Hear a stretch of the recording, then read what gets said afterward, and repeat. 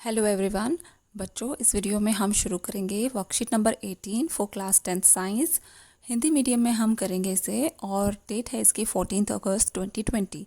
बच्चों, ये वर्कशीट भी आपकी इलेक्ट्रिसिटी चैप्टर से ही है। इसमें भी हम विद्युत चैप्टर से ही ले रहे हैं कॉन्सेप्ट्स। तो शुरू करते हैं। और इसमें जो मेन कॉन्सेप्ट आज लिया गया है वो है ओम का नियम। तो ओम का नियम किन्होंने दिया था? वो दिया था 1827 में जर्मन भौतिकी विज्ञानी जॉर्ज साइमन ओम ने। ठीक है, तो ओम उनके नेम में ही है, वहीं से इसका नाम लिया गया है इस नियम का। तो जॉर्ज साइमन ओम ने इस नियम का प्रतिपादन किया था और उन्होंने बताया कि किसी धातु के तार में, कोई भी धातु का तार हम इस्तेमाल करेंगे इलेक्ट्रिसिटी के लिए, उसमें प्रवाहित विद्युत धारा यानी कि आई और उसके सिरों के बीच विभवांतर, उसके जो सिरे हैं उनके बीच में जो विभवांतर है उनके बीच में परस्पर संबंध बताया था। यानी कि आई और वी में क्या संबंध है वो बताया था। ठीक है, तो यह संबंध जो है ओम का नियम ही कहलाता है कि आई और वी किस तरीके से एक दूसरे से रिलेटेड है, ये ओम का नियम कहलाता है। तो देखते हैं ओम का नियम है क्या। ओम का नियम होता है एक विद्युत परिपथ में, ठीक है, विद्युत परिपथ हम सर्किट की बात कर रहे हैं, उसके अंदर सुचालक के सिरों के बीच विभवांतर, सुचालक जो भी हमने उसमें यूज़ किया है उसके दो सिरों के बीच में जो विभवांतर होगा, पिछली वर्कशीट आपने देखी होगी बच्चों, तो वो कर लिया आपने, तो आप इसको आसानी से कर पाएंगे। ठीक है, और इस वीडियो में आपको एक ट्रिक भी बताई जाएगी और एक एनिमेशन के जरिए भी हम इसको समझने की कोशिश करेंगे ताकि आप इसे कभी भी नहीं भूलें। ठीक है, तो इसमें क्या होता है कि जो दोनों सिरों के विभवांतर हैं उसमें प्रवाहित होने वाली विद्युत धारा के समानुपाती होता है। ठीक है, परंतु तापमान और अन्य परिस्थितियां सभी समान रहनी चाहिए। तो इसका मतलब क्या है कि किसी भी विद्युत परिपथ के अंदर, एक सर्किट के अंदर जहाँ बैटरी है, जहाँ स्विच है, जहाँ बल्ब है और एक सुचालक यूज़ किया गया है, ठीक है, तार यूज़ किया गया है, और तो उसमें क्या होगा कि जो प्रवाहित होने वाली विद्युत धारा है, यानी कि विद्युत धारा हम आई से नापेंगे, आई से डिनोट करते हैं, तो ये जो विद्युत धारा है वो विभवांतर के बिल्कुल समानुपाती होती है। समानुपाती होने का मतलब क्या है, इसको देखते हैं। समानुपाती होने का मतलब है कि अगर हम विभवांतर को बढ़ाते हैं तो करंट बढ़ता है और करंट को बढ़ाते हैं तो विभवांतर भी इंक्रीज होता है साइड बाय साइड। ठीक है, तो विभवांतर अगर विद्युत धारा के समानुपाती है तो इसको गणितीय शब्दों में इस तरीके से लिखेंगे। ये जो हमने बीच में एक साइन यूज़ किया है इसको हम बोलते हैं समानुपाती। ठीक है, तो V हमने यूज़ किया है विभवांतर के लिए जिसको हम वोल्ट में निकालते हैं, I जो है वो विद्युत धारा है जिसको एम्पीयर में निकालते हैं, और R यहाँ पे जो दिया गया है वो होता है धातु का प्रतिरोध और इसकी जो वैल्यू आती है वो ओम्स में आती है। ठीक है, तो V जो है वो प्रोपोर्शनल है I के, यानी कि V समानुपाती है I के, विभवांतर जो होता है वो करंट के, या हम बोल सकते हैं विद्युत धारा के बिल्कुल समानुपाती होता है। जब हम समानुपात का ये जो साइन है इसको हटाते हैं तो इसके लिए हमें एक यहाँ पे कांस्टेंट ऐड करना पड़ता है, और वो जो कांस्टेंट यहाँ जुड़ा है वो है आर की जो वैल्यू है वो कांस्टेंट रहेगी पूरी एक्टिविटी में, और इसलिए इसको कांस्टेंट बोला जाता है, नियतांक बोला जाता है। तो V का फॉर्मूला आ गया V is equals to I R. Okay, और अगर हमें R की वैल्यू निकालनी हो, रेजिस्टेंस या प्रतिरोध जिसको हम बोलते हैं वो निकालना है, तो R के लिए भी हम यहाँ से फॉर्मूला निकाल सकते हैं। तो R is equals to V upon I, ये हो जाएगा। तो R क्या होता है, किसी भी धातु, किसी भी दिए गए धातु के लिए दिए गए ताप पर प्रतिरोध एक नियतांक होता है। अगर ताप चेंज नहीं होता है, तापमान अगर नहीं बदलता है, तो प्रतिरोध जो है वो उस धातु के लिए नियतांक ही रहता है, यानी कि कांस्टेंट रहता है। कांस्टेंट रहने का मतलब क्या है, इसकी वैल्यू चेंज नहीं होगी। और जो ओम है वो इसका रेजिस्टेंस का, यानी कि प्रतिरोध का ही क्या होता है, एसआई मात्रक होता है। अब अगर हमसे पूछा जाए कि एक ओम क्या होता है, तो एक ओम के लिए आप क्या करेंगे, फॉर्मूला आपके पास V अपॉन आई है। V हम किसके लिए यूज़ करते हैं, विभवांतर के लिए, यानी कि 1 वोल्ट। हम यूनिट्स में ही जब भी कभी हमें डेफिनेशन लिखनी होगी, किसी भी ऐसा यूनिट की कोई भी डेफिनेशन अगर लिखनी आ जाती है तो आप उसको यूनिट में ही लिखोगे, 1 1 करके लिखोगे। जैसे 1 ओम लिया गया है यहाँ पे, तो 1 वोल्ट डिवाइडेड बाय 1 एम्पियर। ठीक है, तो ये हो गया ओम। ओके, और अगर हमें इसी फॉर्मूले से आई भी निकालना हो, ठीक है, या हमें करंट सॉल्व करना हो, तो आई के लिए भी क्या फॉर्मूला रहता है हमारा, इसको भी हम इसी फॉर्मूले से सॉल्व कर सकते हैं। ठीक है, तो आई की वैल्यू हो जाती है वी अपॉन आर। तो वी अपॉन आर करके हम आई की वैल्यू भी निकाल सकते हैं। यानी ये इसका मतलब क्या है कि जो विद्युत धारा है, अभी आप देख रहे होगे कि विद्युत धारा जो है वो 1 बटे प्रतिरोध के समानुपाती है। यानी कि विद्युत धारा प्रतिरोध के व्युत्क्रमानुपाती होती है। ठीक है, इसको हम ऐसे लिखते हैं, व्युत्क्रमानुपाती। ठीक है बच्चों, तो ये हो गया। अब प्रतिरोध जो है वो इनका जो रिलेशन है इनमें वो समानुपात का नहीं है बल्कि व्युत्क्रमानुपाती है। अगर विद्युत धारा बढ़ती है तो रेजिस्टेंस कम होता है। ठीक है, और अगर रेजिस्टेंस बढ़ता है तो करंट कम हो जाता है। ठीक है, अगर प्रतिरोध बढ़ता है तो करंट, क्योंकि ये दोनों क्या है, व्युत्क्रमानुपाती हैं। समानुपाती होते तो दोनों में सेम सेम चेंज आता। इसको आप एक एनिमेशन के द्वारा अच्छे से समझ पाएंगे। मैं आपको क्लियर करने की कोशिश करती हूँ। तो चलिए एनिमेशन की तरफ चलते हैं बच्चों। इसके लिए एक एक्टिविटी है। जॉर्ज साइमन ने इसके लिए एक सेटअप तैयार किया जिसमें उन्होंने एक नाइक्रोम का वायर लिया, ठीक है, और एक उन्होंने मिलीमीटर लगा दिया, एक वोल्ट मीटर और एक स्विच लगाया। फिर वो एक चीज़ भूले, यानी कि वो क्या थी? जी हाँ, वो बैटरी थी। तो उन्होंने उस सेल को यूज़ किया जो कि 1.5 वोल्ट का था। ये एक एनिमेशन है ताकि आप अच्छे से समझ सकें। तो सेल को कनेक्ट किया गया एक नाइक्रोम वायर से, मिलीमीटर से, ठीक है, और एक वोल्ट मीटर से। ये हमने उसमें ऐड कर दिए। उसके बाद जब इस करंट को फ्लो किया गया, यानी कि सर्किट को कंप्लीट करके स्विच ऑन किया गया, तब क्या होता है जी? तो तब हमने देखा कि करंट फ्लो होने लगा और जो एमीटर हमने इसमें लगाया था उसमें इसकी रीडिंग शो होने लगी। ठीक है, तो रीडिंग शो हुई तो उसमें क्या आया? इसकी जो रीडिंग्स थी वो थी 120 मिली एम्पियर। ठीक है, अब 120 मिली एम्पियर आया। इसके बाद उन्होंने 2 सेल्स को जोड़ा। ठीक है, जब एक सेल कनेक्टेड था तो इतनी वैल्यू आ रही थी, इसी तरीके से उन्होंने 2 सेल जोड़े। ठीक है, अब 2 सेल जोड़ने के बाद इसकी रीडिंग्स चेंज होने लगी, मिली एमीटर की भी और वोल्ट मीटर की भी। उन्होंने एक और सेल लगा दिया 1.5 वोल्ट का। ठीक है, आफ्टर सम टाइम जब 1.5 वोल्ट का एक और सेल ऐड कर दिया, आप देख रहे होगे यहाँ पे 2 सेल्स ऐड कर दिए हैं, तो दोनों में रीडिंग्स चेंज हो जाती हैं। एमीटर में भी यानी कि करंट भी चेंज हो गया और वोल्ट मीटर में भी रीडिंग्स चेंज हो गई, यानी कि विभवांतर जो था वो भी, पोटेंशियल डिफरेंस जो था वो भी चेंज हो गया। ठीक है, तो जब 2 सेल कनेक्ट किए गए तो देखो इसमें रीडिंग इंक्रीज हो गई है। जब 120 मिली एम्पियर था, अभी कितना है? 200 मिली एम्पियर। इसी तरीके से उन्होंने 3 सेल्स के साथ में भी इस सेटअप को किया। तो देखते हैं कि क्या रीडिंग्स आती हैं उसकी।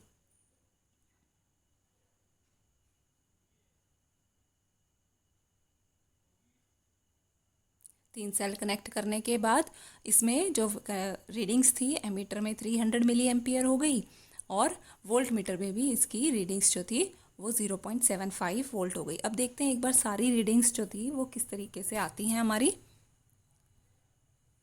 ये हो गई हमारी सारी रीडिंग्स। जब एक सेल कनेक्ट किया गया तो क्या हुआ कि करंट की जो है हम वैल्यूज़ को बढ़ाते चले गए। ठीक है, आई जो था वो, और इसी तरीके से जो हमने वोल्ट मीटर लगाया हुआ था, वोल्ट मीटर में भी रीडिंग्स चेंज हो गई।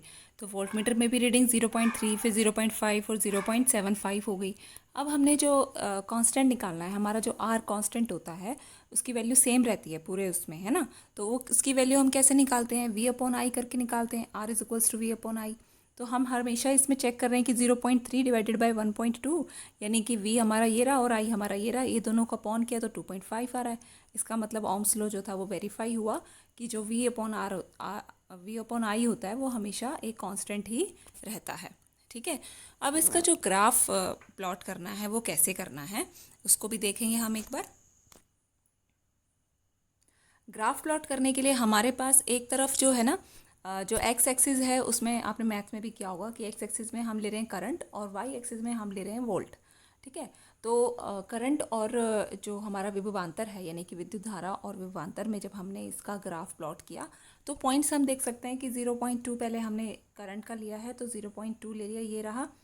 ओके, 0.12 सॉरी, तो 0.12 ले लिया हमने, ये यहाँ रेड करके आपको मार्क किया हो गया। और इधर जो है 0.3 है, तो यहाँ हमने 0.3 लेना है। तो ये रहा 0.3 और इसको 1.2 के सामने हम प्लॉट करेंगे। ठीक है, तो ये कुछ इस तरीके से बनेगा। पॉइंट्स लेकर हम इसको एक ग्राफ प्लॉट कर सकते हैं और फिर देखते हैं कि ग्राफ किस तरीके का आता है। सेकंड रीडिंग होगी तो 0.2 जो हमने लिया था, यानी कि दो सेल्स यूज़ किए थे हमने, तो तब कितना आता विभवांतर हमारा 0.5।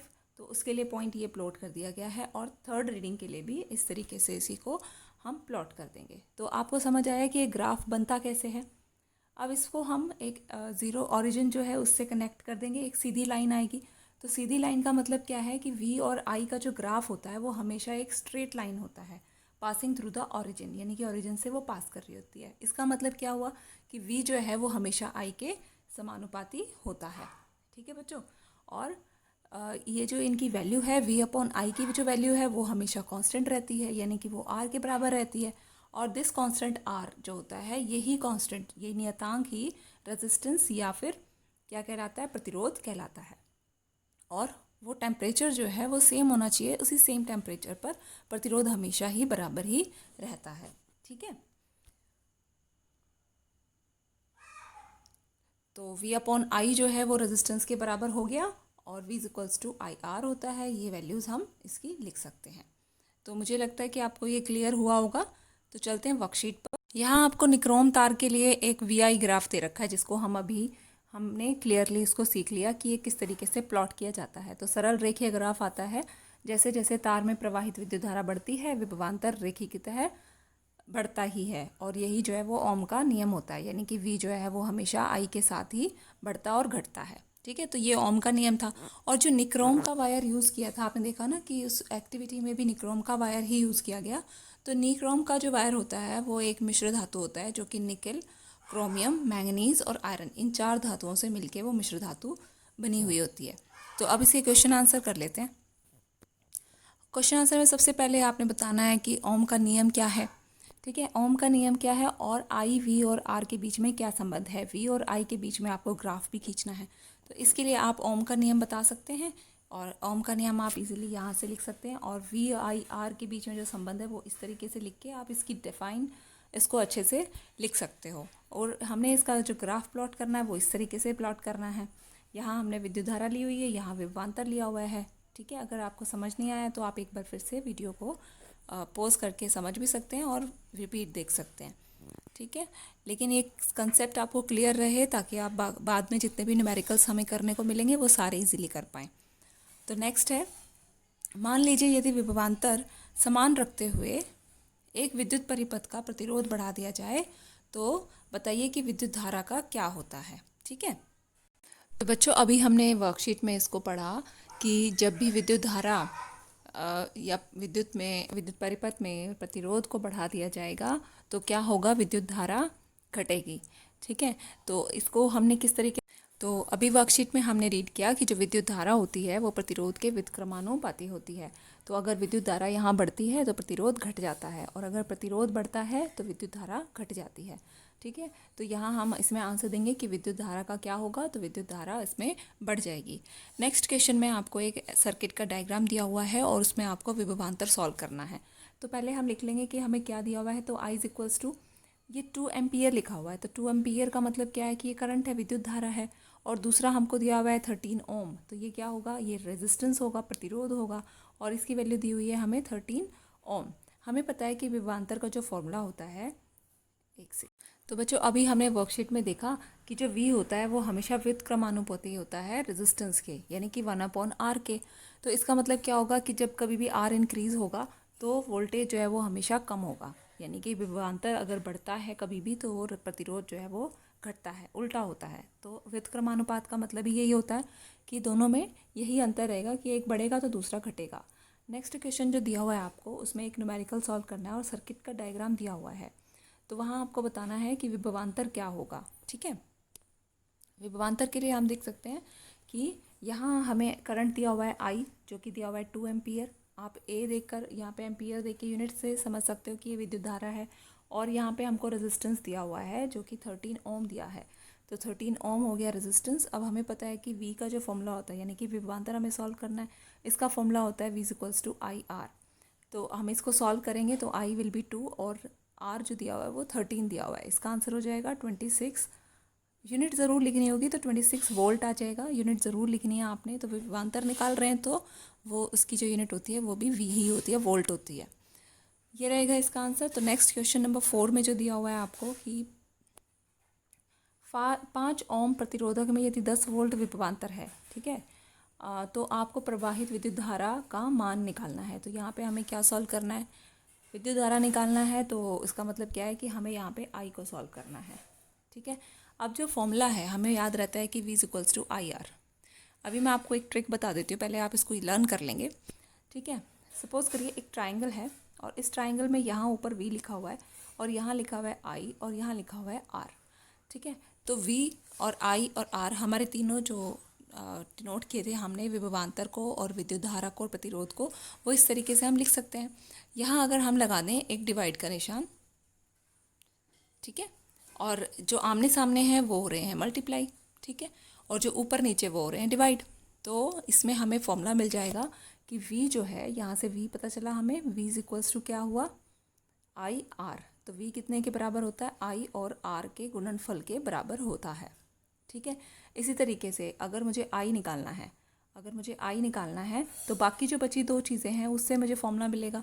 तो यहाँ से मुझे I का फॉर्मूला मिल सकता है, लेकिन वहाँ क्या दिखाई दे रहा है मुझे, V के नीचे जो है R लिखा है।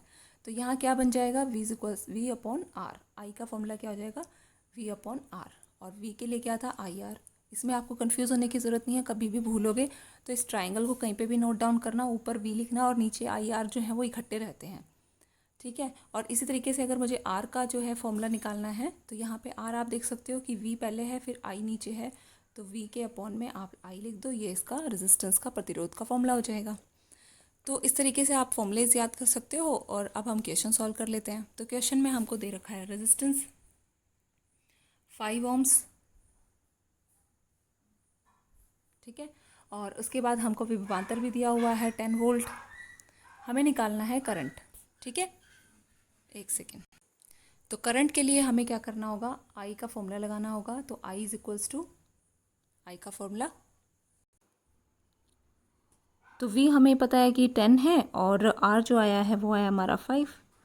तो इसको हम सॉल्व कर देंगे, तो ये डिवाइड करके आ जाएगा 2। अब हमने करंट निकाला था तो 2 के लिए हमें यूनिट लगानी पड़ेगी एम्पियर, तो 2 एम्पियर जो है करंट इसके अंदर फ्लो करेगा। नेक्स्ट क्वेश्चन है कि फिफ्थ क्वेश्चन है आपका कि 1 ओम को परिभाषित करना है आपको। 1 ओम को परिभाषित करने के लिए आप लिख सकते हो कि यदि किसी चालक के दोनों सिरों के बीच विभवांतर 1 वोल्ट होता है और उसमें से 1 एम्पियर करंट धारा, विद्युत धारा प्रवाहित होती है, तो उस चालक का जो प्रतिरोध होता है वो हमेशा 1 ओम होता है। और इसके लिए आप फॉर्मूला लिख सकते हो कि 1 ओम जो है वो किसके बराबर होगा, 1 वोल्ट और 1 एम्पियर। इसमें कन्फ्यूज़ होने की ज़रूरत नहीं है, ओम यहाँ पे आर ही है, यानी कि आर की एसआई यूनिट यूज़ की गई है, वोल्ट विभवांतर की एसआई यूनिट है और एम्पियर जो है वो विद्युत धारा की एसआई यूनिट है। तो बच्चों ये थी आपकी वर्कशीट, और इस वर्कशीट को आप कंप्लीट कर लीजिए। और अगर आपने कुछ डाउट्स इसमें रहे हैं आपके, तो आप मुझे ज़रूर बताइए, और मुझे बताइएगा कि इस वीडियो से आपको कुछ जानकारी और अच्छी मिलने की मैंने जो कोशिश की है वो आपको मिल पाई है या नहीं। मुझे बताइए कि कैसी लगी आपको वीडियो।